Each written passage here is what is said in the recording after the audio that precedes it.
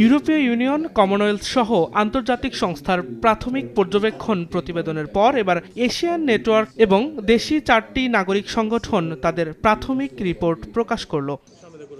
রোববার সকালে রাজধানীর একটি হোটেলে নির্বাচন পর্যবেক্ষণ নিয়ে প্রেস ব্রিফ করেন Asian network for free election ANFRIL এর চেয়ারপারসন রোহানা এন হেতিয়ারাচ্চি জানান, সামগ্রিকভাবে নির্বাচন শান্তিপূর্ণ ও বিশ্বাসযোগ্য পরিবেশে সম্পন্ন হয়েছে। তিনি রাজনৈতিক দলগুলোর প্রতি নির্বাচনী প্রচারণার খরচের পূর্ণাঙ্গ বিবরণী প্রকাশের পরামর্শ দেন। Full implementations of campaign finance law.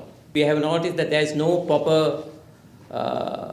format to submit the candidate for their income and expenditure report. For the youth and women, there are so many barriers. I think the political party has to seriously think about it. More transparent mechanism for counting. এদিকে একই স্থানে রোববার যৌথ সংবাদ সম্মেলন করে প্রতিবন্ধী, সংখ্যালঘু এবং নারী অধিকার ইস্যুতে কাজ করা নাগরিক সংগঠনের পর্যবেক্ষকরা। অধিকার নির্বাচন প্রক্রিয়াকে স্বচ্ছ ও শান্তিপূর্ণ উল্লেখ করে নির্বাচনের পর হঠাৎ করে সহিংসতার ঘটনা বেড়ে যাওয়ায় উদ্বেগ প্রকাশ করা হয়। নির্বাচন প্রক্রিয়া শান্তিপূর্ণ ছিল, শৃঙ্খলাপূর্ণ ছিল, কিছু সহিংসতার ঘটনাও এদিনে ঘটেছে। একই সঙ্গে আমরা পর্যবেক্ষণ কার্যক্রম পরিচালনা করতে গিয়ে আমরা কিছু ক্ষেত্রে বাধাপ্রাপ্ত হয়েছি।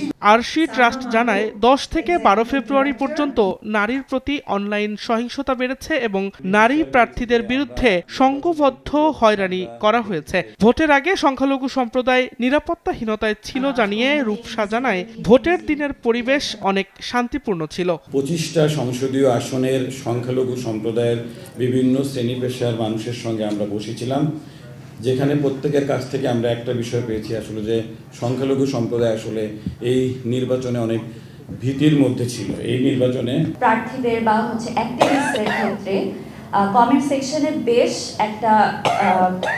বেশ পরিমাণে তাদের সাথে জেন্ডার বেস ভায়োলেন্সে তারা শিকার হয়েছেন। ভবিষ্যতে নির্বাচনের জন্য বেশ কিছু সুপারিশ তুলে ধরে সংগঠনগুলো। দিন মোহাম্মদ সাব্বির, সময় সংবাদ, ঢাকা। প্রিমিয়ার ওয়ার্ড্রোব, গুছিয়ে ফেলুন জীবনটাকে।